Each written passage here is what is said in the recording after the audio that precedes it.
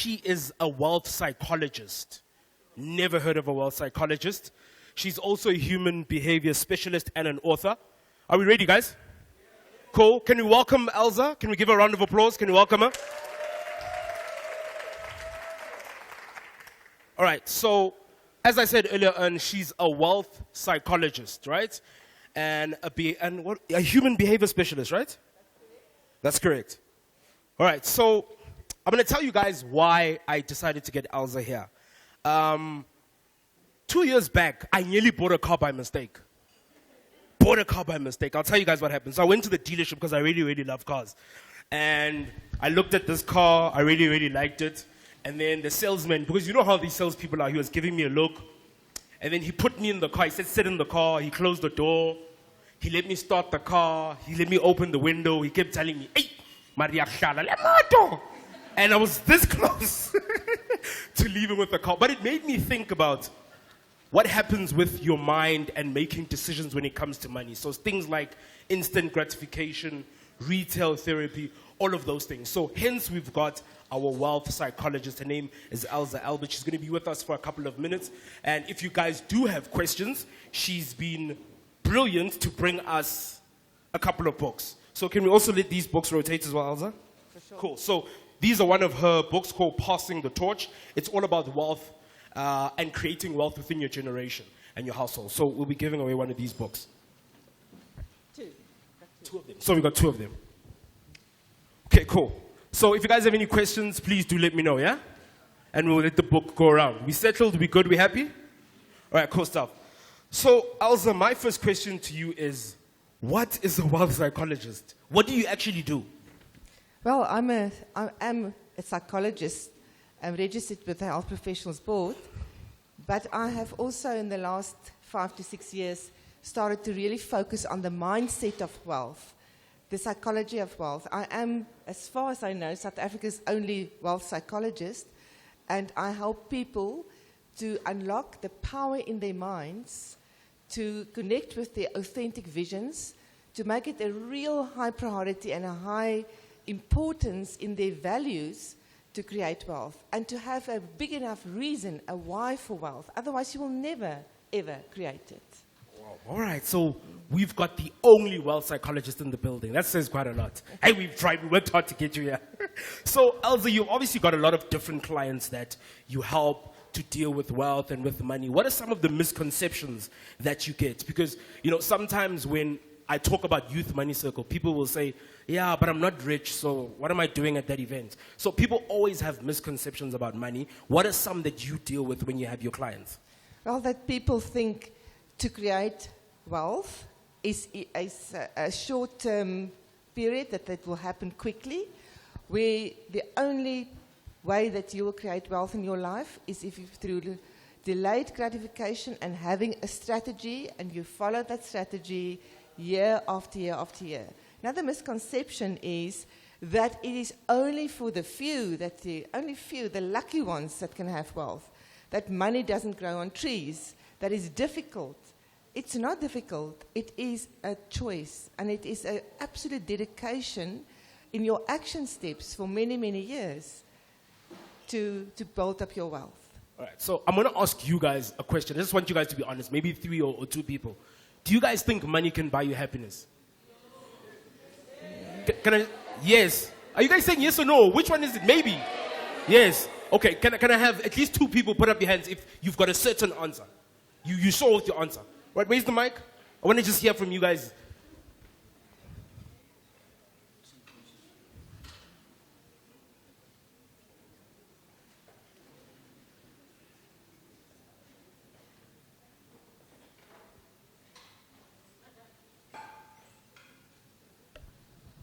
Yes, it can buy you happiness. Why do you say yes? Look, when you have money, you have power to make your own choices, your own decisions. You can wake up in the morning, tell yourself, you know, money is a compass. It becomes your own compass. I can get from here, I can go to London just for coffee, come back. I can go buy ice cream in Park. Okay.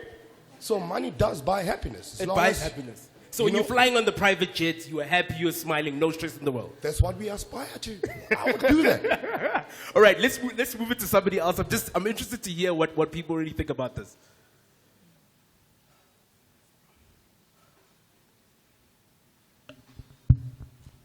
Okay, morning. So I think when it comes to money, it's about finding happiness with money. It's about within reason, right? So you're being successful, making money only goes to a certain extent to make you happy. Because at the end of the day, I think like Warren mentioned, you could have 40,000 Rand and that's income coming in, but you're spending more. So it's your relationship with money that sort of helps you determine your happiness. Okay. So if you have the wrong relationship with money, whether you have it or not, it's irrelevant. All right, So it comes down to the relationship status with your money. yeah. All right, cool stuff. Maybe two more people. I'm just interested to hear. Do you think money can buy you happiness? I mean, I've often heard people saying, I'd rather cry in a Lamborghini than be on a donkey and be on a bicycle. So maybe just two more people. Where's the mic?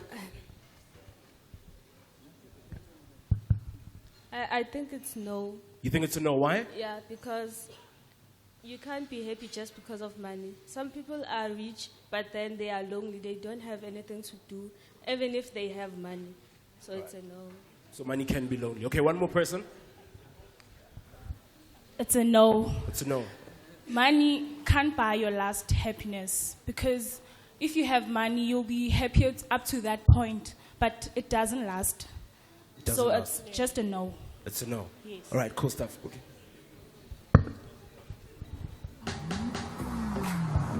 This is my girlfriend. But look at this guy. He's living a nice life. $10,000. Not really a major shopping day. Gold diggers. I'm one of them. So these are actually made out of an eel.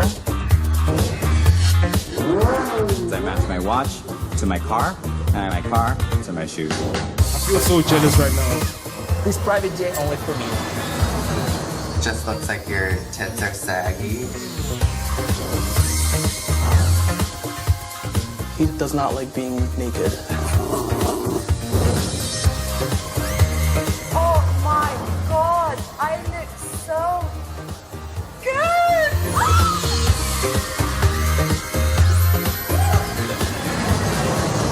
Daddy's here. Yo, guys, I don't know about you, but hey, those people look really happy, yo. I mean, even that dog, you see how happy that dog, I've never seen a dog that happy. It's got a uniform and everything. So I guess we've got to ask the Wealth Psychologist, can money buy you happiness? Well, I have played you this video, the rich kids of Instagram, to start my answer with a tongue in the cheek. No, money does not bring happiness. Yes, money does bring happiness.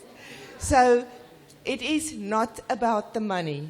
What brings happiness is living your life according to what is of importance to you, living your passion, bringing and making a difference in the world, feeling that you fulfill your purpose, feeling fulfilled, feeling meaningful, and if money is needed for that, then the money contributes to the happiness.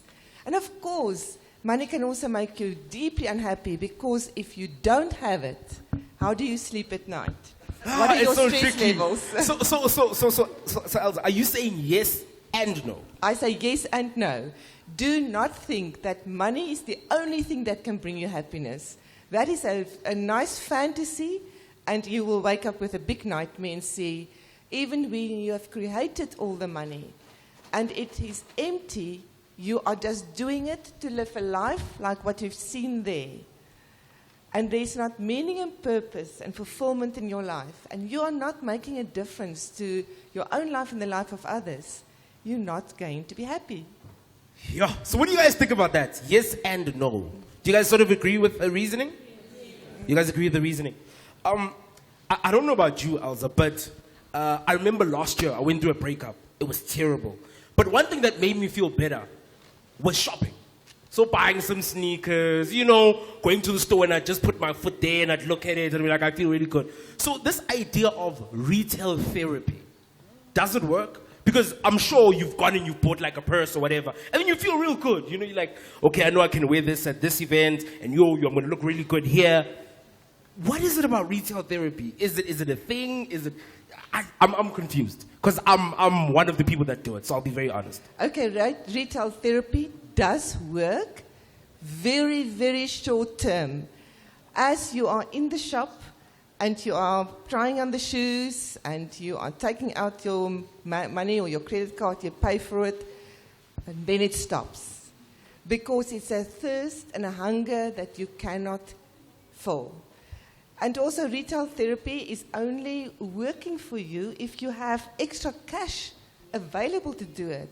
If you don't, you're shooting yourself in your own foot and you are going to become depressed and down, thinking, I have spent more, I have more accounts to pay at the end of the month, and then it's definitely a big no. A big no. How many of you guys have done retail therapy? It doesn't even have to be serious. You're feeling down, so you bought a quarter. You're like, yeah, I'm not happy today. They've done this. I'm buying a quarter today. I don't care whether I have the money or not. We've all done it before. So I'm not the only one. Why are you guys making me feel like I'm alone? You guys laughing, you're making me feel like I'm alone. Right, but can we go to slide 3, yeah? All right, so, Ilze, this idea of money and emotions, what I traditionally know is making decisions based on emotions is always a bad thing. What are your thoughts on that? Well, I don't know if you know Warren Buffett. He's one of the most wealthiest men in the world. And he has been quoted many, many times for his saying, if you cannot control your emotions about money, you cannot get to control your money. So money is a highly emotional thing. If you have enough, your emotions feel happy and satisfied. If you don't have enough, you feel depressed and down and unsuccessful.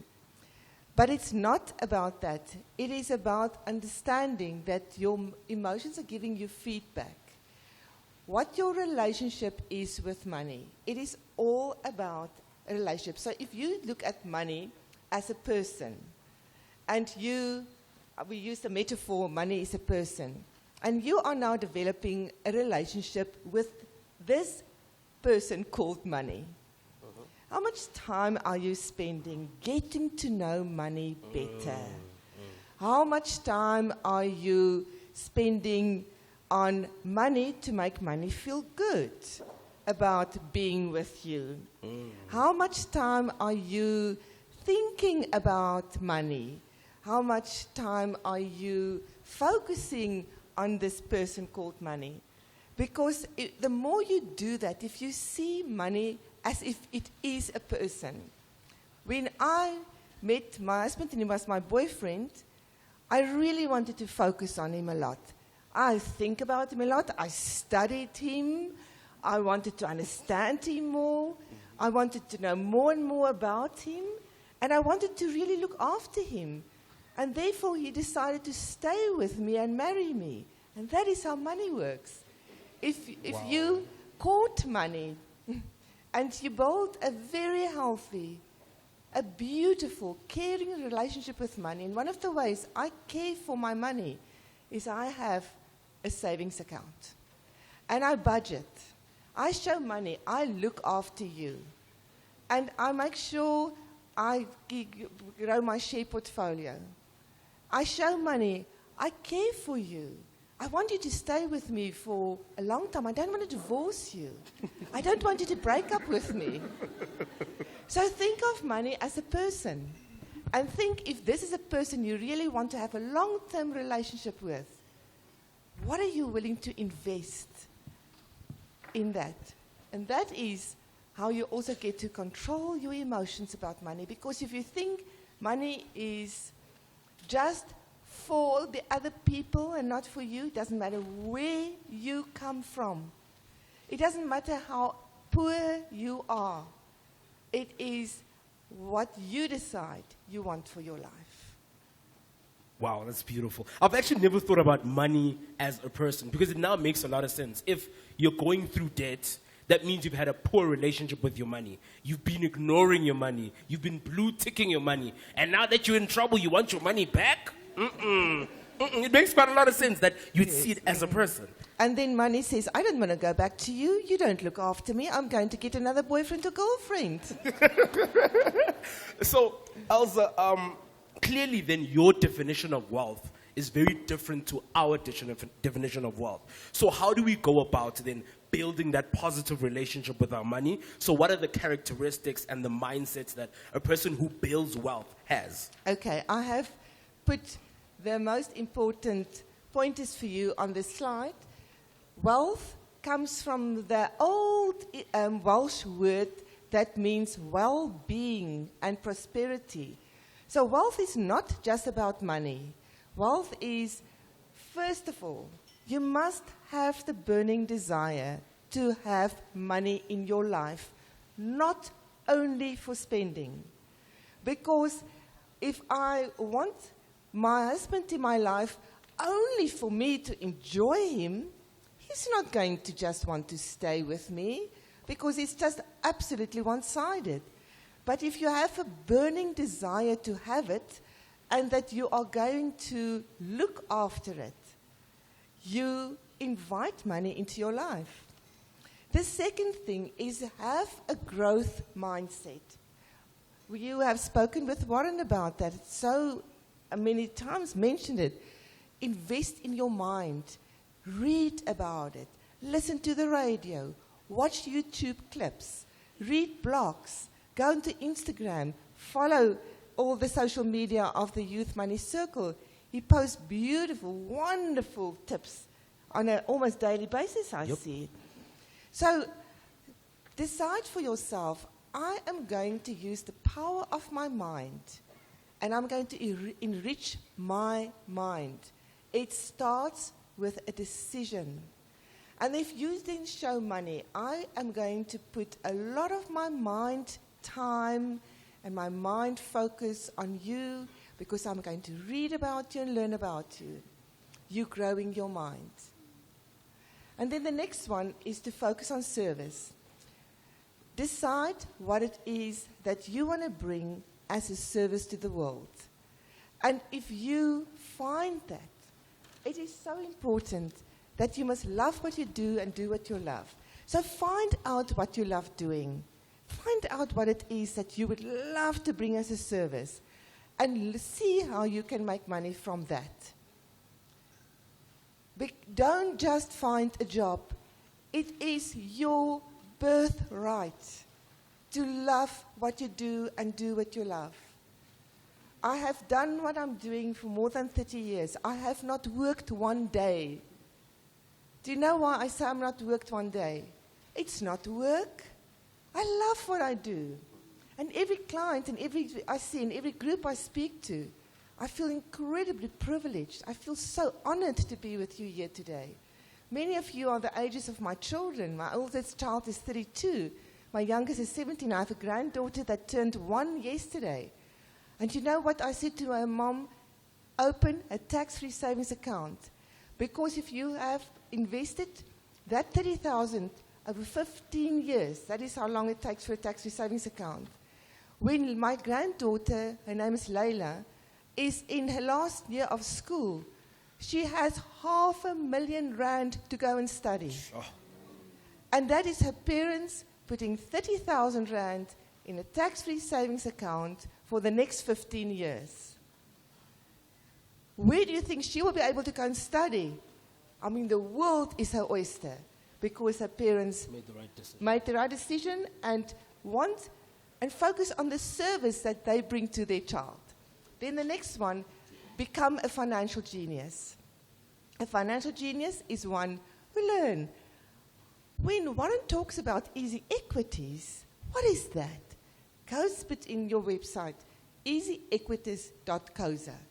They bring so many teaching material there.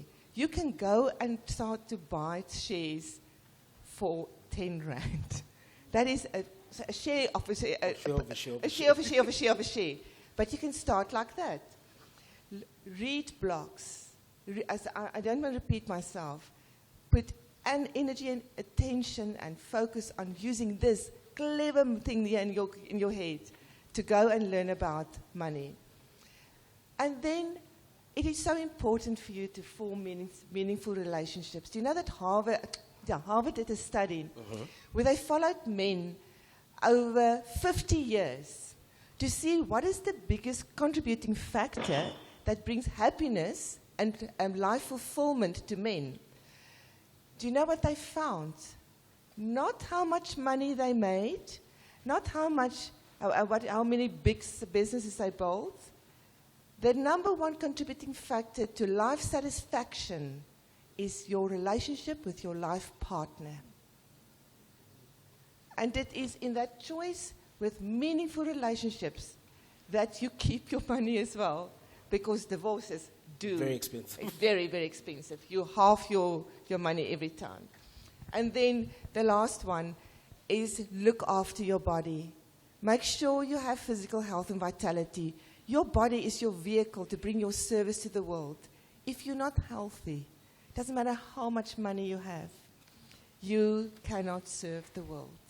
And those are, for me, really the roadmap to well-being, financial well-being and general well-being in life. So that's a very different definition to wealth. And I think when you look at those things, burning desire, growth mindset, focus on service, financial genius, meaningful relationships, and physical health, then the question of whether money can buy you happiness or not is a yes and a no. Because it's not only based on the physical, it's now based on all these things that need to be there. Do you have any questions from you guys? Are we good? You letting it all sink in? Oh, we have one question here in the front.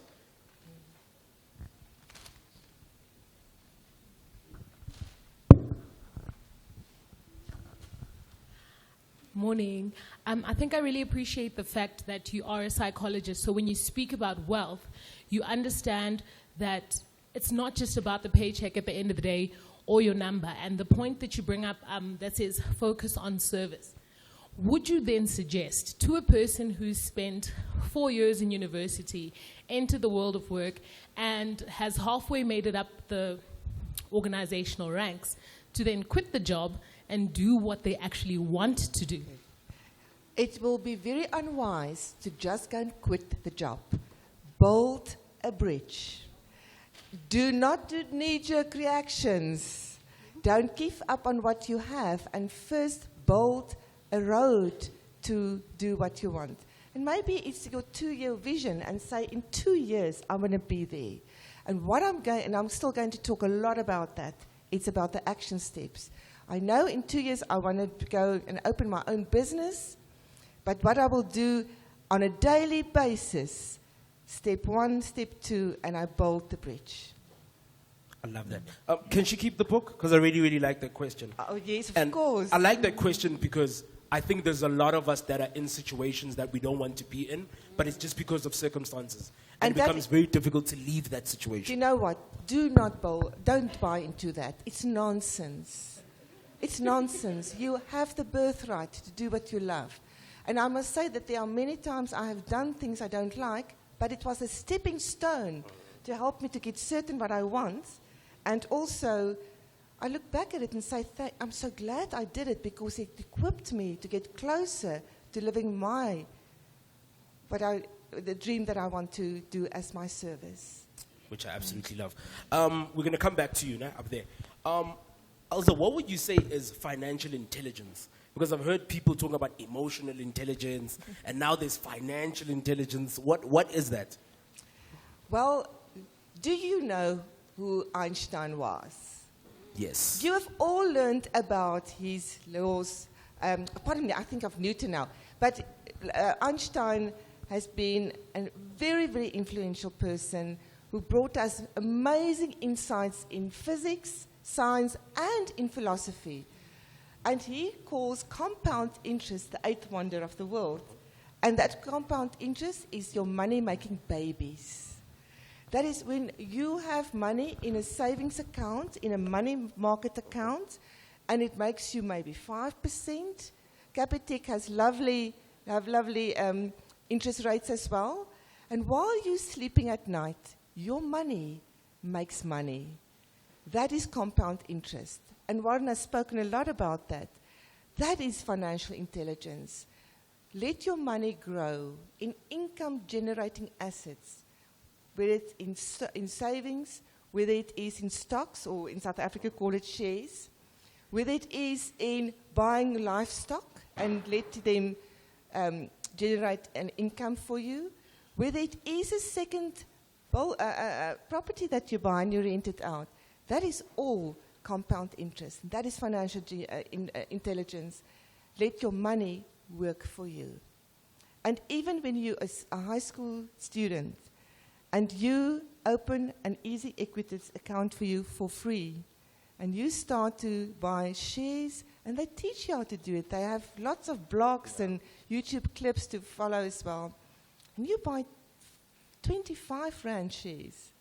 Those 25 Rand shares start to make babies at night. And those babies are called money. Ilze, I know you've developed something called the Wisdom of Wealth model. Can you just tell us a bit about this model? Well, there is a very worldwide research has been done that only 1 to 3% of the world population will make enough money that they will become financially independent and financially free. And you've heard now what financial freedom is. But these are the steps that I truly believe that when you follow this, you will end up fulfilling your life purpose, your life vision, your dreams, and you will be wealthy and financially free or independent. The W stands for develop and grow your wealth in all areas of your life. Grow your spirituality. Your spirituality is your religion, but it's also your purpose that you have, why you are here, what your vision is for your life, what you are passionate about. Develop your mind. Grow your mind. Learn. Don't ever stop learning. Also, discover what it is that you really want to do to offer as a service. Get yourself empowered financially. Grow great relationships with your family, your friends, and look after your body. Those are the wealth areas of your life. So the W for wisdom stands for develop your wealth. The I is live your inspired life and have certainty of your vision. And I want to give you a tip. In number 1, and please take a photo of this slide. Or you're welcome to also share this with them. Cool. There are the 7 areas of life: spiritual, mental, vocational. Vocational means your career. Financial, family, social, and physical. Go and write down a vision for your life in each of those 7 areas. When you do that, you have created a comprehensive, all-inclusive vision that you wish to fulfill with your life. Then number 3, deliver your service that you want. And I say it again, do what you love and love what you do. And then number 4, know your burning desires. Know what your goals are. Know what your dreams are. Write down in 1 year from today, the end of July 2020, in all 7 areas of life, what would you wish for your life to look like? Please do not write fantasies. And don't say, in 1 year from now, I want to be a millionaire. You've heard it takes up to 8 years. Okay. But say, I want to have, in 1 year from now, I want to have opened my savings account, and I want to have started with some kind of share portfolio with Satrix or easy equities. That is putting down my dreams, my goal, my burning desires. Write it down for yourself. Then number 5 is outline your action steps. The physical universe applauds action, not thought. It doesn't matter how much you think, how many wonderful ideas you have in your mind. If you do not take action, it's worth nothing. It is all about actions. And when you've written down what you see your vision is for your life, and you see in all 7 areas, and you see where you want it to be in 1 year, and write it maybe in 5 years, now you go and sit down and you write down, what are my actions I'm willing to take daily? Small action steps. Write them down and take action. It can be as an action, I'm going to read 1 article about relationships a week. I'm going to follow Money Youth Circle on social media 4 times a week. Those are action steps. I am going to start to watch what I'm eating more regularly. That's an action step. I'm going to look after my friendships and know that I have wealth in friendships as well, and invest in the wealth of my friendships with my friends and my family members. Those are action steps. I'm talking about very practical things that you can do. And then the last one is focus on your mastery. Invest in empowering yourself and in your own self-mastery in all 7 areas of life, because true, authentic wealth creation is a lifelong, dedicated, action-driven journey towards reaching your heart's desire to create wealth for a higher purpose. And that higher purpose is very much in all 7 areas of life. Cool stuff. So we're going to take 2 quick questions just before we wrap things up. I know there was a gentleman there at the back. Yeah. Give this book as well.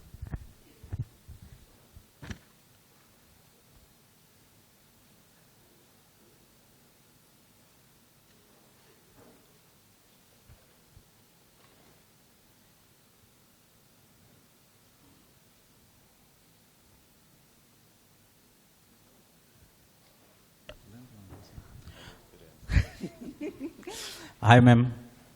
How you opened your talk reminded me that by the age of 15, I was already heartbroken 6 times. By 19, I decided I wanted to retire from dating. And now I'm in my mid-20s, but I'm still giving it a try. So I'm wondering, because now relationships are heartbreaking, man. But they're worth it, so we still want to build meaningful relationships. So with money, it sounds more interesting somehow. I'm just there wondering when I tell her about my feelings and all that, but it's risky. So how do I channel my mindset into thinking that even if I don't have such faith in relationships as when I started, but I still believe they can work out? How do I channel my mindset to a point that I'm giving it my all? I want it to work out. I don't want it to be as disastrous as when I started. I love your question. I want you to keep my book. I love your question. So first of all, every time you have a relationship with a girl and it doesn't work and your heart is breaking, you learn more what you want.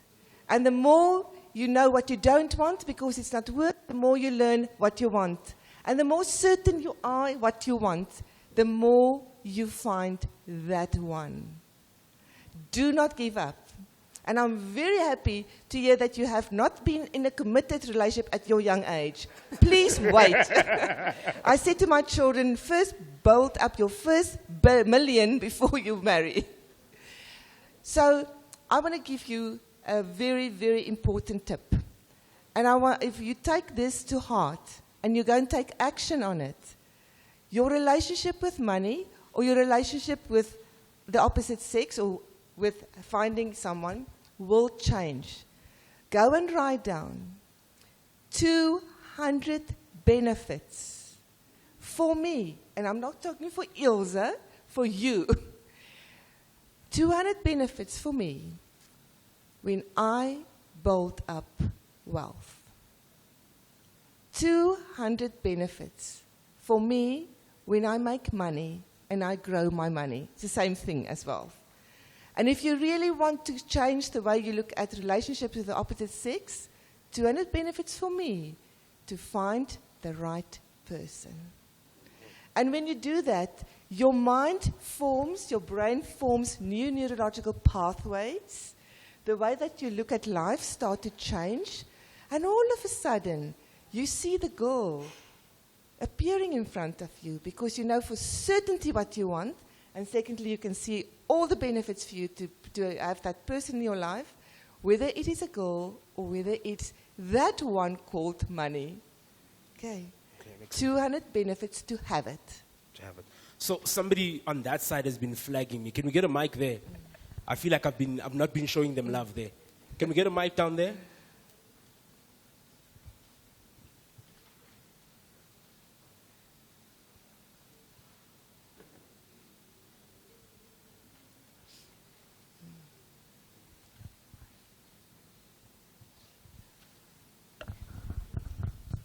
Cool, thank you so much.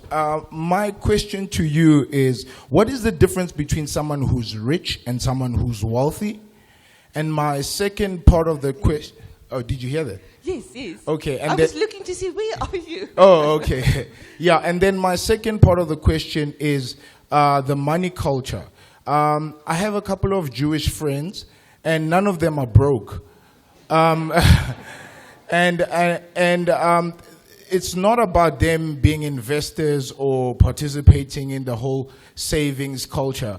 But for me, it's network is your net worth kind of thing. So I'd just like to know what is your opinion about those two. Thank you. For me, rich, to be rich or wealthy, those are just two semantic words. Wealth for me is to have wealth in all areas of life. Rich is to have money. And I rather want to be wealthy than just rich. Then you say your net worth equals your social, the people that you know equals your net worth. I say your self-worth equals your net worth. Your self-worth equals your net worth. Yes. Amen to that.